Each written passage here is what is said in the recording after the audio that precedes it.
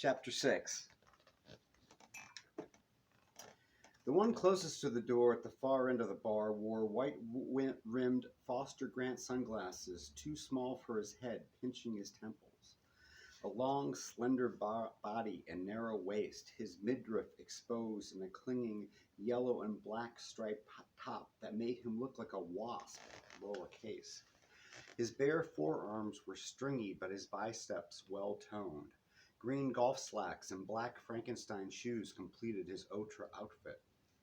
His fine hair was hennaed the rich orange of candied yams and cut in a mod mop top, but his eyebrows and chin stubble were jet black.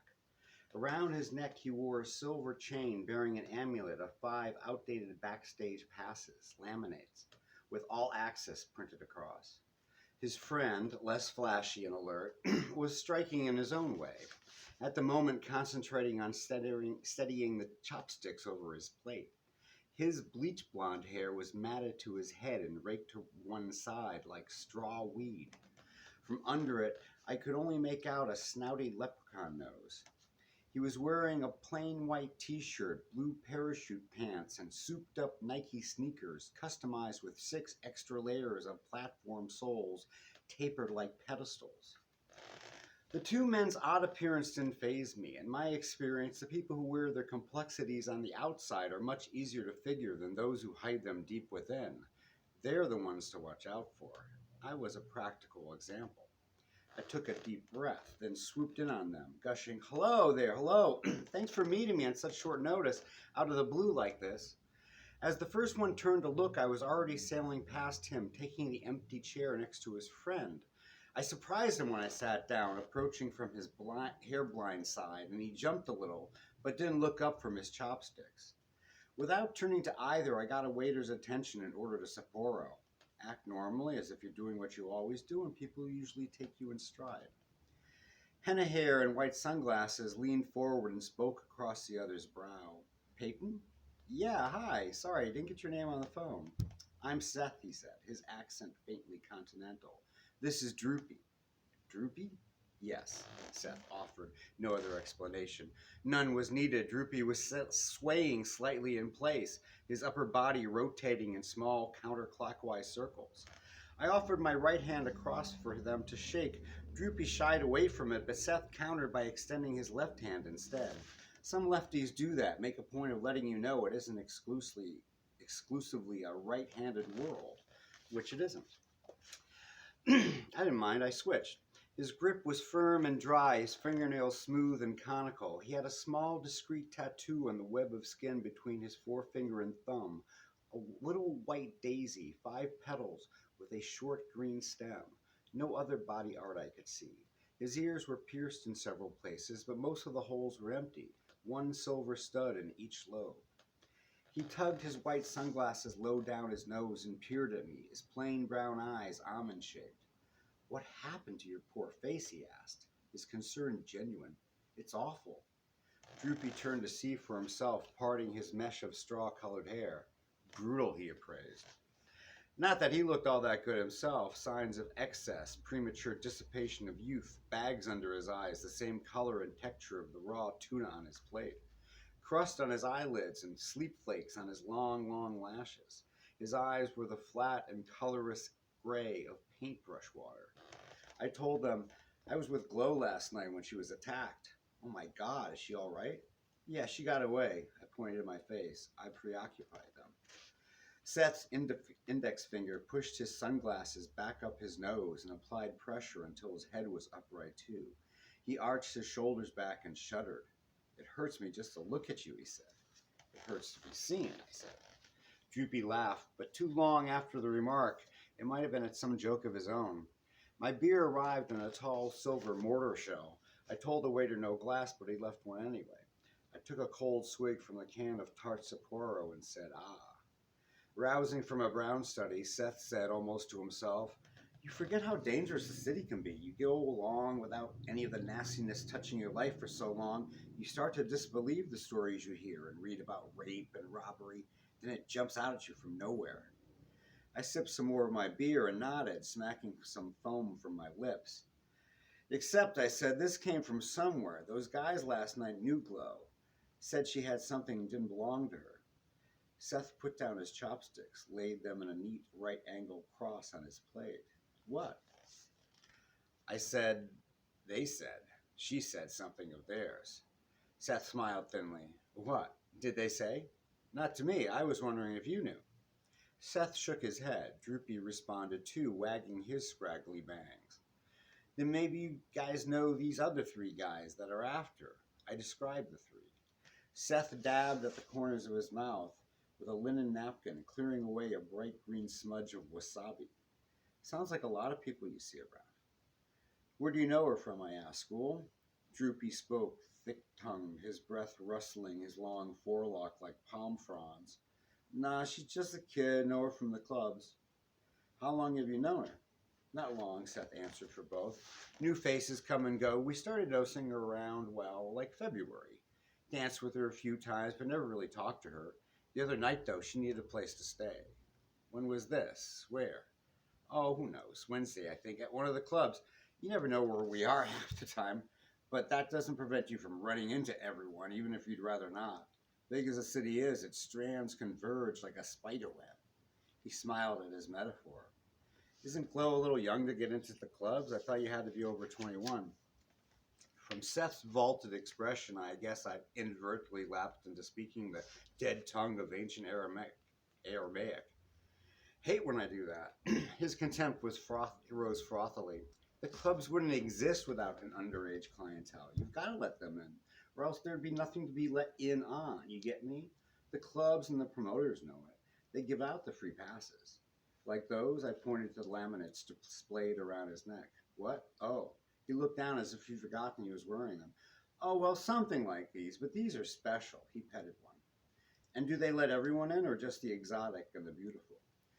Seth dismissed it with a swirl of his hand, the sorcerer unstirring a pesky spell. Beauty is in the eye of the bestower, he proclaimed. If you truly believe you're beautiful, then others will believe too. It's like the emperor's new clothes. Didn't he turn out to be naked, I asked. Maybe, but for a while he had everybody saying how nice the fabric was. If you can get others to believe who you are that, Seth said. He was right, up to a point. Attitude can always get you in the door, but once there you have to deliver. But who was I to burst his bubble? He continued unabated. Take Droopy. He's a clothing designer. I keep telling him he's got to brag, to boast about himself. The only thing separating him right now from a real designer is making other people believe it.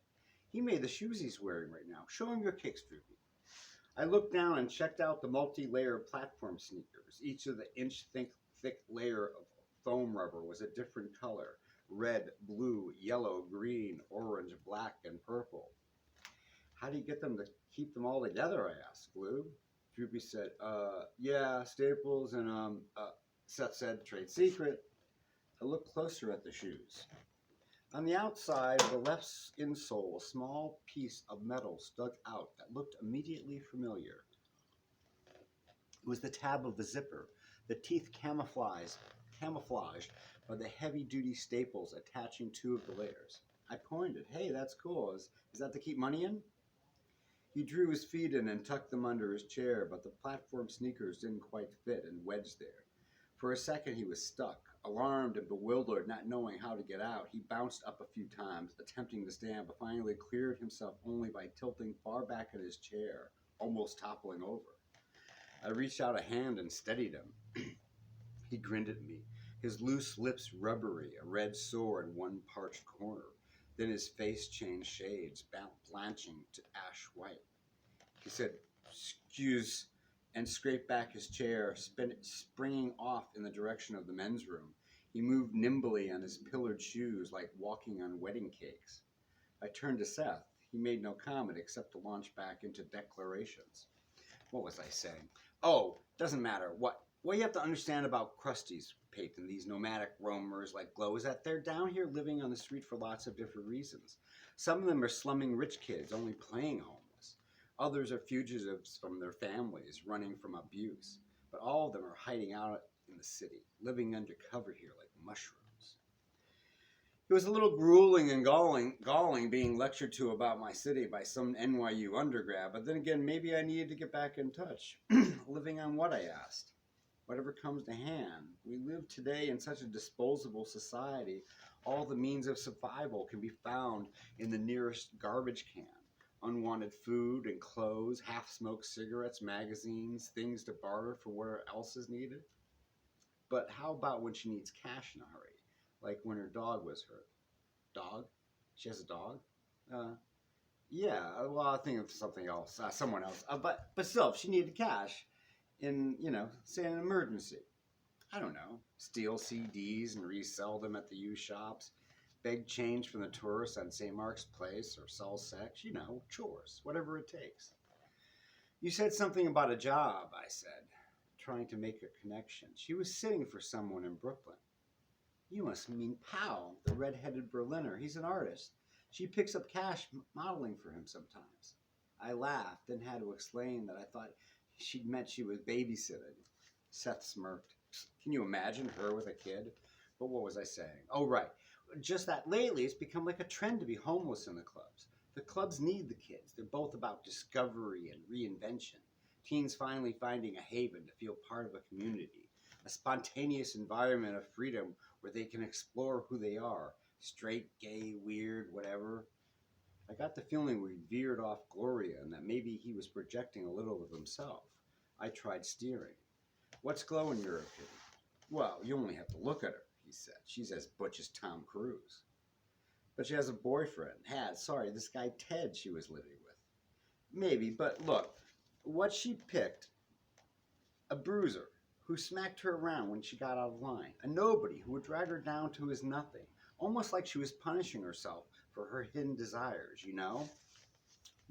Sorry, don't. I haven't met Ted. What's he like? Seth shrugged and laid his hands in his lap, gripping his thumbs and loose fists. Me neither. Well, I never talked to him much whenever I saw them together, but then the clubs aren't conducive to conversation. Simply basic your place or mine lines. What did you mean before whenever she got out of line? Exactly that. She told me the other night Ted thought because she'd picked her up off the street and took her in, she was his property. Weird shit like who she could dance with. That's what finally wised her. I wasn't there, but Monday at some overcomp premiere at the Tunnel, she's dancing with some guy, not even straight, mind you, but Ted sees it from across the street and goes berserk. He runs over them, doesn't even look at the guy, just backhands Glow into a column of speakers, and then a high-pitched tone trilled twice, then twice more. Excuse me, Seth said. He reached into his hip pocket and removed a small black square. I thought it was billfold until he flipped it open like a Star Trek communicator, which it was, in a way, his digital cell phone. He said hello into it, then listened a while and said, God, I know. That's what I said. Once it starts charging, it wheels around and gores you. You should see Droop this morning. At that moment, Droopy returned from the men's room, looking riper. His platform step was springier. His eyes were brighter, more alert. There were light stains down the front of his t-shirt that hadn't been there before. Probably water he'd splashed on, except that his hair hanging down over his face was dry. Before he sat down again, he flung back his head and flipped aside his hair, briefly exposing an elaborate tattoo on his neck.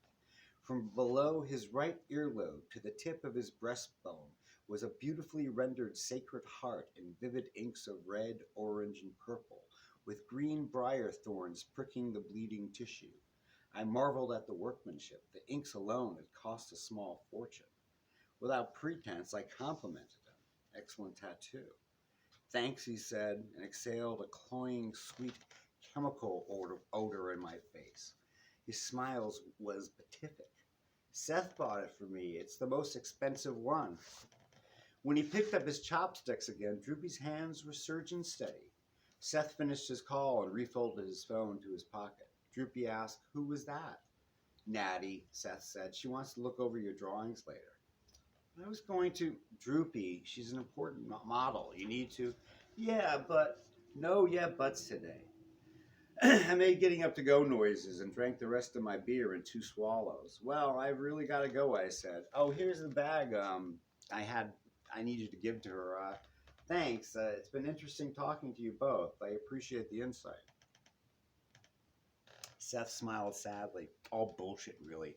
So, are you taking the train to Boston? Boston? No, the bus. Train's always late. Amtrak, tell me. I always rent a car when I travel up to see my family. The waiter came with the bill, $9. Reluctantly, I pulled out my wallet, but Seth snatched the check away. This one's on me, he said, after your travail. Stop it. After what you've been through? Well, thanks, I said, putting away my wallet unopened, just the way it liked it. Don't mention it, he said, and then it be to anyone. I reached out to shake his hand, remembering to extend my left. Seth beamed warmly at me, grasping it and shaking firmly, as if I was the only one who truly understood. To Droopy, I just smiled, nodded, and then I left.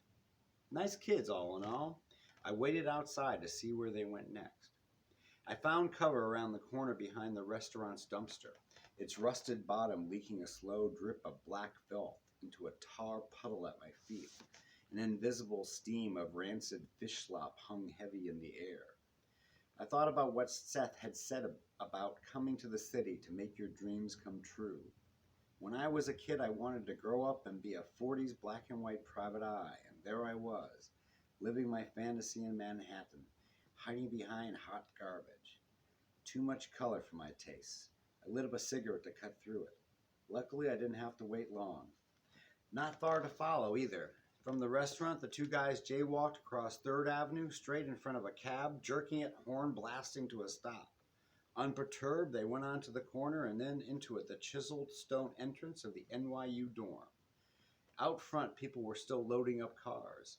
I grabbed an empty milk crate off the sidewalk and followed the kids in as far as the lobby. There was a desk presided over by 2 security guards and a turnstile to pass through to get in. A sign over the desk read, "All guests must sign in." Seth flashed the guards his school ID. Droopy stopped and signed in on a clipboard on the counter. Then they each passed through the turnstile and were gone from view. Maybe they were students, or at least one was.